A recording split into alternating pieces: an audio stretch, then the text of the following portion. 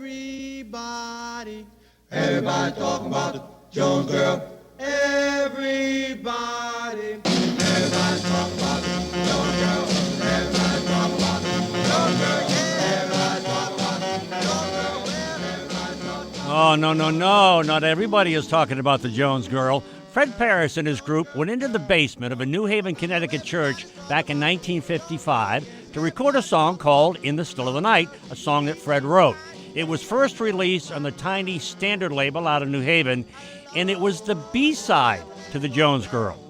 Well, it didn't take long for the DJs to flip the record over, and the rest is history. Here's Fred Parris talking about the Satins and his mega-hit journey. I was in the service, and I used to come home on weekends. I was stationed in Philadelphia, and I used to come home on the weekends, and that's how I put the group together. And I wrote the song between weekends and on the train going back to Philadelphia. And I was told that that song was recorded in the basement of a church, St. Bernadette's Catholic Church. That is amazing. And the quality of that recording is really pretty good considering where it was recorded. And what it was recorded on. It was only recorded on a couple of tape recorders. Yeah. It wasn't done in the studio. But because we did it at the church, I think the song was blessed. And so was I. It lasted a long, long time.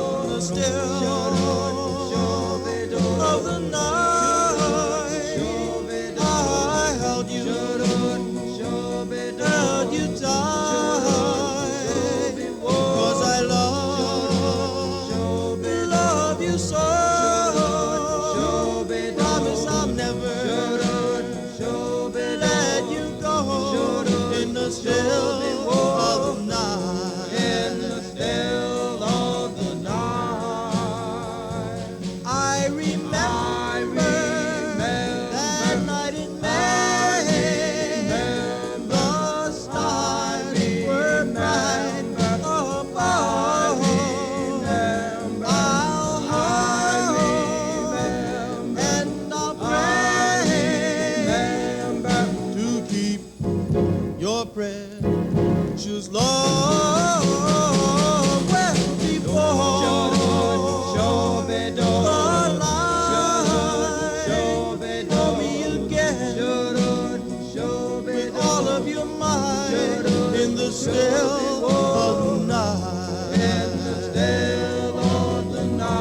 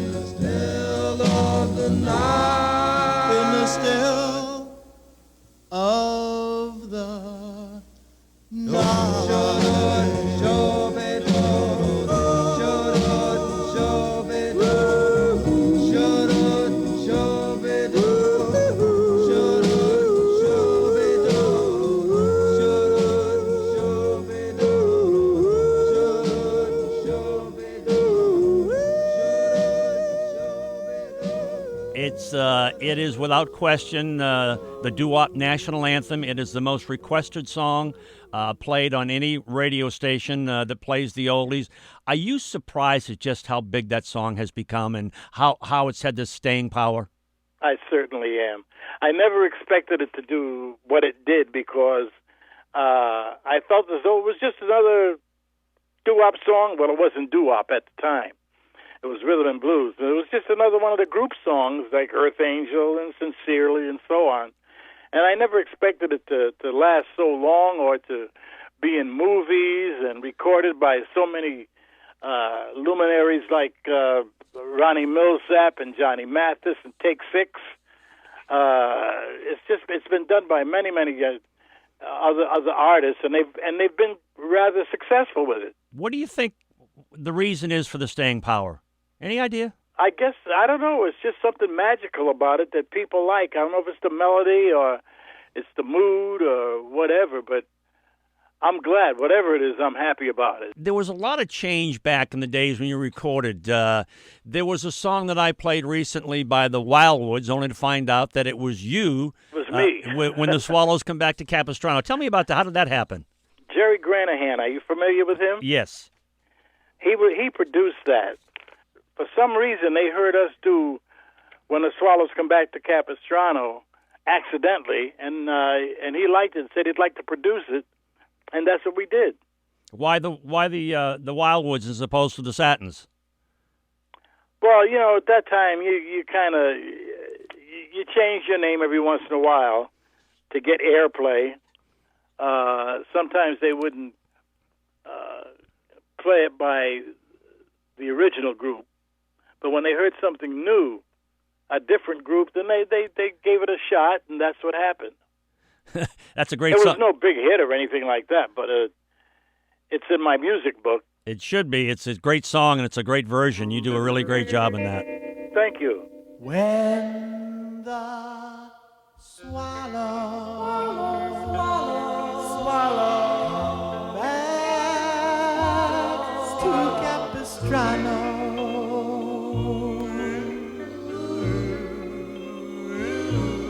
that's the day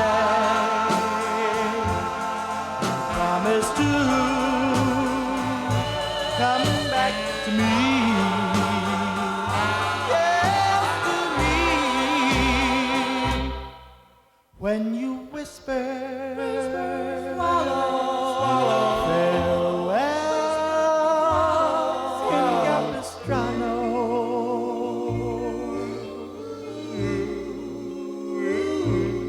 Was the day the swallows flew out to the sea.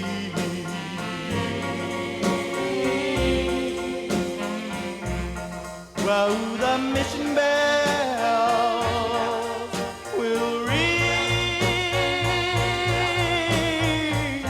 the chapel choir will sing.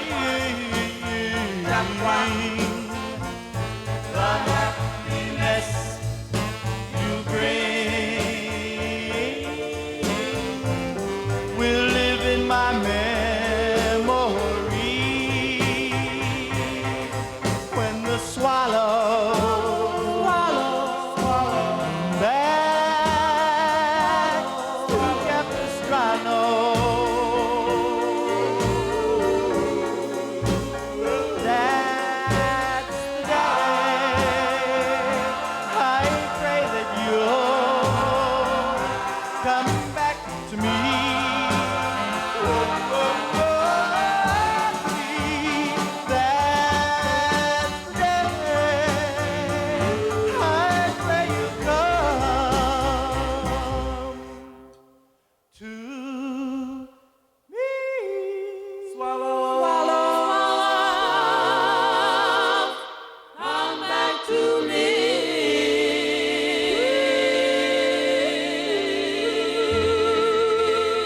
So your plans are just to kind of slow it down a little bit as you get older and just try to do shows closer to home? Yeah, but I don't think it's my plan. I can't help it. I have no control over that. Well, it's amazing what Fred Parris has meant to this industry, and it's a thrill for me to talk to you, and I really appreciate you giving me the call and spending some time with me. Well, I thank you very much. Do you recall?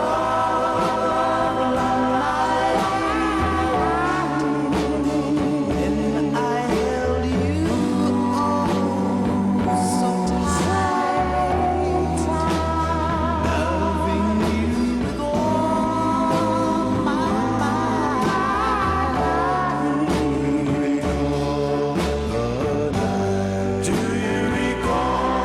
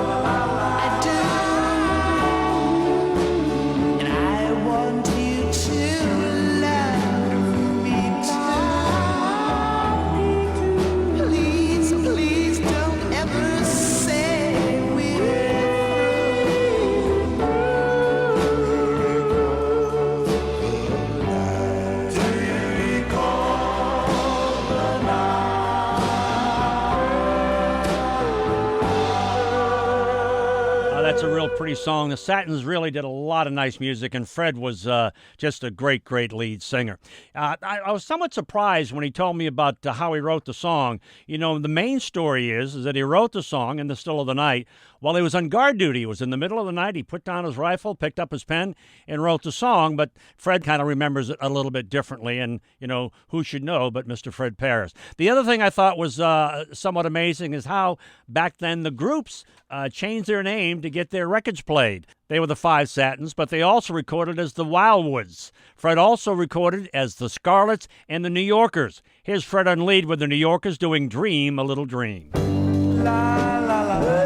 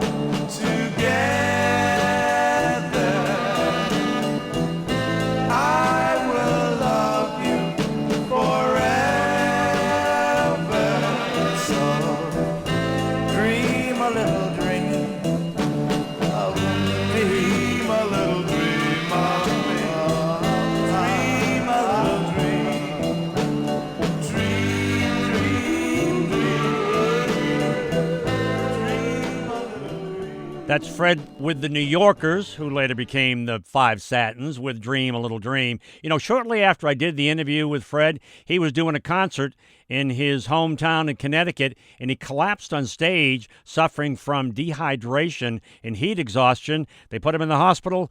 His wife, Emma, said he was released overnight. He's at home, and he's doing much better, and we're very thankful for that. In the Still of the Night, one of only 3 songs that charted 3 separate times in Billboard's Hot 100, and it's also one of the songs that many say lay claim to the origin of the term doo-wop.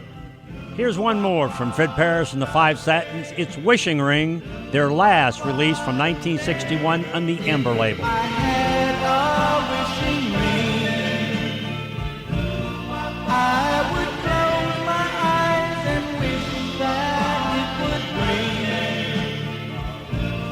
the girl I waited for to be mine forevermore.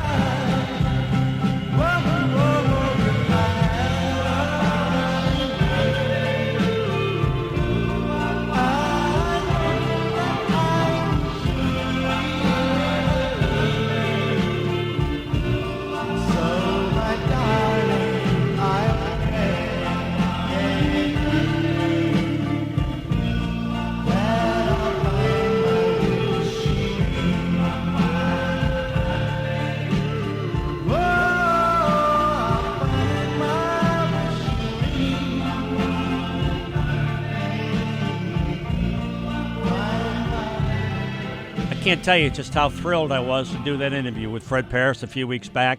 I had the opportunity to meet Fred and listen to him at the New England Doo-Wop Society show way back in 2006. What a great performer he is to this day. And that'll put a wrap on this edition of The Revival. Until next week, remember, folks, together we are keeping this great music alive. Thank you and good night.